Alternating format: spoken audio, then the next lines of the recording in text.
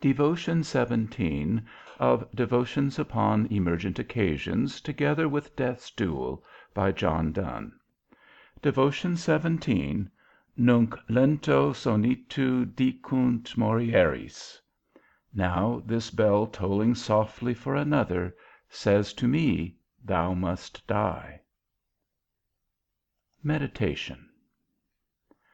Perchance he for whom this bell tolls may be so ill as that he knows not it tolls for him; and perchance I may think myself so much better than I am, as that they who are about me, and see my state, may have caused it to toll for me, and I know not that. The Church is catholic, universal; so are all her actions. All that she does belongs to all. When she baptizes a child, that action concerns me, for that child is thereby connected to that body which is my head too, and engrafted into that body whereof I am a member. And when she buries a man, that action concerns me, all mankind is of one author, and is one volume. When one man dies, one chapter is not torn out of the book, but translated into a better language, and every chapter must be so translated. God employs several translators; some pieces are translated by age, some by sickness, some by war, some by justice. But God's hand is in every translation, and his hand shall bind up all our scattered leaves again, for that library where every book shall lie open to one another. As therefore the bell that rings to a sermon calls not upon the preacher only, but upon the congregation to come, so this bell calls us all; but how much more me, who am brought so near the door by this sickness? There was a contention as far as a suit, in which both piety and dignity, religion and estimation were mingled, which of the religious orders should ring to prayers first in the morning; and it was determined that they should ring first that rose earliest. If we understand aright the dignity of this bell that tolls for our evening prayer, we would be glad to make it ours by rising early, in that application, that it might be ours as well as his, whose indeed it is. The bell doth toll for him that thinks it doth; and though it intermit again, yet from that minute that that occasion wrought upon him, he is united to God. Who casts not up his eye to the sun when it rises? But who takes off his eye from a comet when that breaks out? Who bends not his ear to any bell which upon any occasion rings? But who can remove it from that bell which is passing a piece of himself out of this world? No man is an island, entire of itself; every man is a piece of the continent, a part of the main. If a clod be washed away by the sea, Europe is the less, as well as if a promontory were, as well as if a manor of thy friends or of thine own were. Any man's death diminishes me, because I am involved in mankind; and therefore never send to know for whom the bell tolls; it tolls for thee.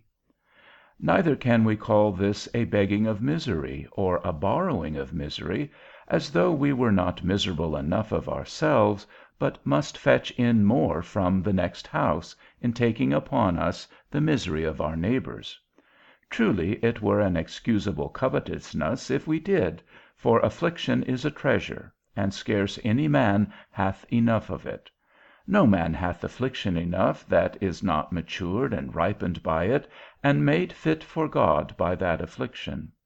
If a man carry treasure in bullion, or in a wedge of gold, and have none coined into current money, his treasure will not defray him as he travels. Tribulation is treasure in the nature of it, but it is not current money in the use of it, except we get nearer and nearer our home, heaven, by it. Another man may be sick too, and sick to death, and this affliction may lie in his bowels, as gold in a mine, and be of no use to him; but this bell, that tells me of his affliction, digs out and applies that gold to me, if by this consideration of another's danger I take mine own into contemplation, and so secure myself by making my recourse to my God, who is our only security. EXPOSTULATION. My God, is this one of thy ways of drawing light out of darkness, to make him for whom this bell tolls, now in this dimness of his sight, to become a superintendent, an overseer, a bishop, to as many as hear his voice in this bell, and to give us a confirmation in this action? Is this one of thy ways, to raise strength out of weakness, to make him who cannot rise from his bed, nor stir in his bed, come home to me, and in this sound give me the strength of healthy and vigorous instructions? O my God, what thunder is not a well-tuned cymbal, what hoarseness, what harshness is not a clear organ, if thou be pleased to set thy voice to it? And what organ is not well played on, if thy hand be upon it? Thy voice, thy hand, is in this sound, and in this one sound I hear this whole concert. I hear thy Jacob call unto his sons, and say, Gather yourselves together, that I may tell you what shall befall you in the last days, he says. That which I am now, you must be then.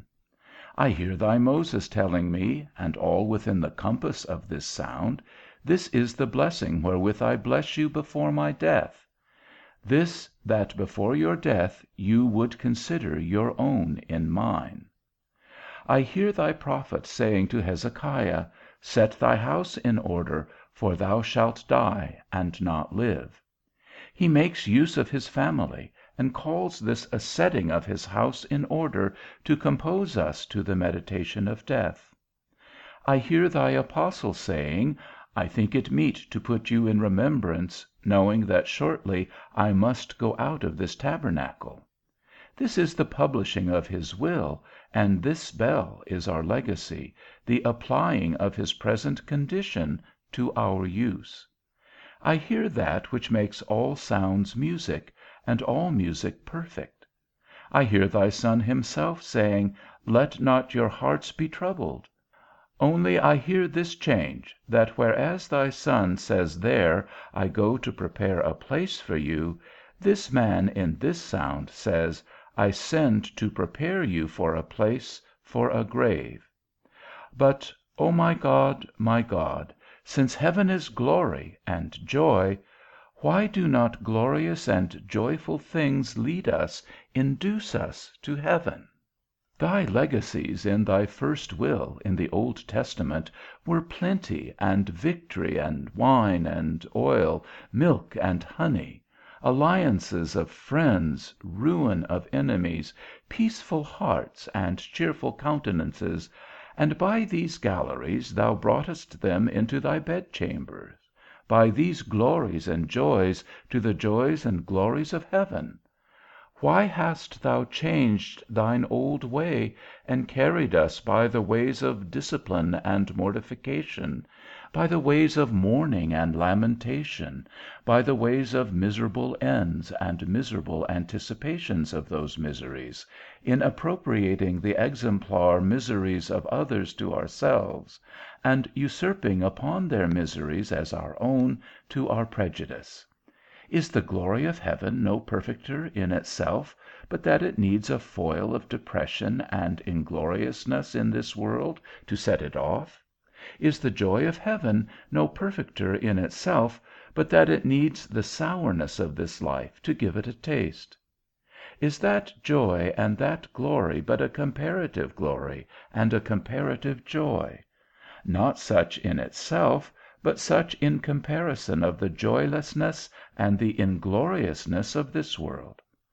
I know, my God, it is far, far otherwise.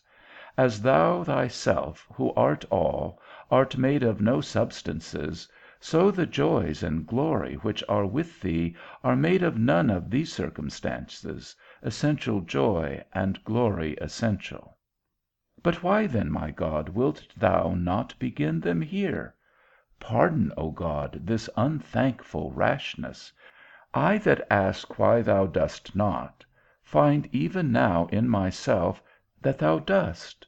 Such joy, such glory as that I conclude upon myself, upon all, they that find not joys in their sorrows, glory in their dejections in this world, are in a fearful danger of missing both in the next. Prayer. O eternal and most gracious God, who hast been pleased to speak to us, not only in the voice of nature, who speaks in our hearts, and of thy word, which speaks to our ears, but in the speech of speechless creatures, in Balaam's ass, in the speech of unbelieving men, in the confession of Pilate, in the speech of the devil himself, in the recognition and attestation of thy Son, I humbly accept thy voice in the sound of this sad and funeral bell. And first, I bless thy glorious name, that in this sound and voice I can hear thy instructions in another man's to consider mine own condition, and to know that this bell which tolls for another, before it come to ring out, may take me in too. As death is the wages of sin, it is due to me. As death is the end of sickness, it belongs to me.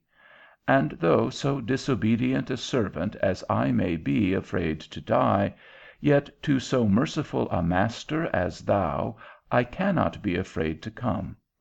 And therefore into thy hands, O my God, I commend my spirit, a surrender which I know thou wilt accept, whether I live or die.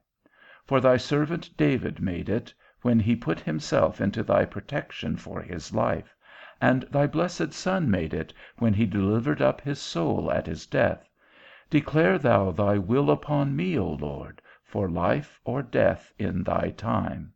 Receive my surrender of myself now. Into thy hands, O Lord, I commend my spirit. And being thus, O my God, prepared by thy correction, mellowed by thy chastisement, and conformed to thy will by thy Spirit, having received thy pardon for my soul, and asking no reprieve for my body, I am bold, O Lord, to bend my prayers to thee for his assistance, the voice of whose bell hath called me to this devotion.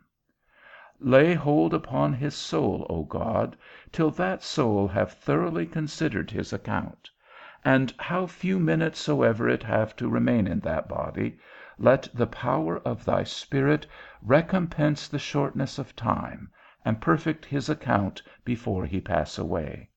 Present his sins so to him, as that he may know what thou forgivest, and not doubt of thy forgiveness. Let him stop upon the infiniteness of those sins, but dwell upon the infiniteness of thy mercy. Let him discern his own demerits, but wrap himself up in the merits of thy Son Christ Jesus.